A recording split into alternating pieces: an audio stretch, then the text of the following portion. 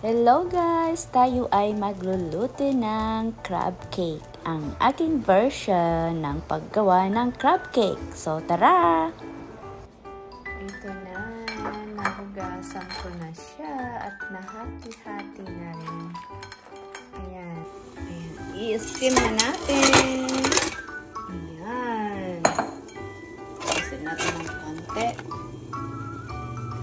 Steam natin ng mga 10 minutes.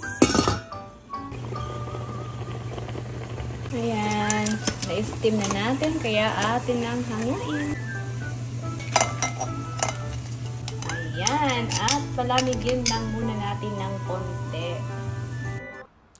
Ayan na guys. At natanggalan ko na ng shell ang ating crabs. At umpisahan na natin. Ayan. Ang kailangan natin ay itlog, parsley, green onion, grated cheese. And then, haluin natin ang ating itlog. At kapag nabatil ng ating itlog, ihalo na natin ang sangkap na parsley, ang green onion. Ayan. And then, after that, saka naman natin lagyan ng chili o yung tinatawag na green or red chili. At syempre, ang paminta. Huwag kalimutan. At ang ating asin. Ayan, para may lasa. At saka natin halu-haluin. Ayan, para magkalasa ang ating egg mixture.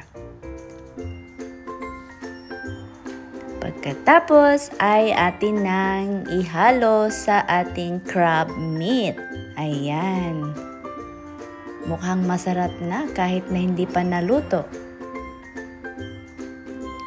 Ayan. At saka natin halu-haluin ng dahan-dahan para hindi mag-crack o magkasira ang crab meat. Kailangan buo para pagkakainin mo ay buo pa rin yung crab meat. At yan, haluan din natin ng breadcrumbs. Ayan. Actually, pwede mong haluan ng kahit na anong flour or yung gusto mo lang. But sa akin ay hinaluan ko ng breadcrumbs. At kaya nang sabi ko ay ito ay aking version lamang ng aking crab cake. At ayan na nga ang aking grated cheese. Pwede ko nang ihalo at halo-haluin. Mas malasa kasi pa meron siyang cheese. Ayan. Ako'y takam na kahit hindi pa naluto. Yung crab meat kasi ay naluto na siya. So, ayan guys, haluan ko rin siya ng mayonnaise. 2 kutsarang mayonnaise. At syempre, haluin natin ng maigi hanggang mag-corporate ang lahat ng ingredients. At kapag nahalo na, ay hayaan muna natin ng 30 minuto or 30 minutes bago natin siya iprito. Ayan. Sabi nga nila, let it rest for 30 minutes before cooking. Ayun.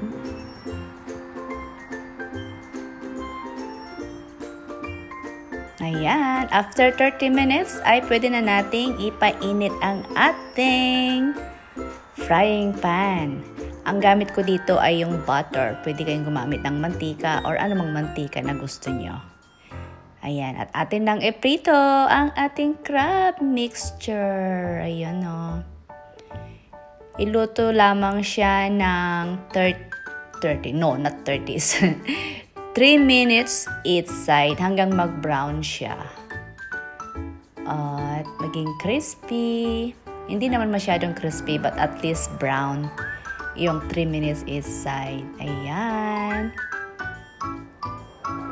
I cannot wait. Gusto ko nang kainin.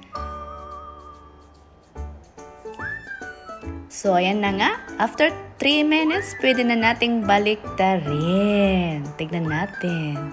Whoops! Wow! Looks so good! Ayan. Ako ay nagutom habang ako ay nagluluto. There you go. After 3 minutes, pwede nang hanguin. So yummy! Subukan nyo guys! Fresh crabs from the ocean na niluto kong crab cake. Ayan yung pangalawang batch ko naman na ay ganun din. 3 minutes aside ang pagluto. Ayan, ready to serve na. Thank you for watching. Tara, kain tayo. Pwede kang gumamit ng lemon or calamansi or anything na gusto mong dip. Ayan. Thank you for watching. Have a wonderful day, guys. Tara, kain tayo.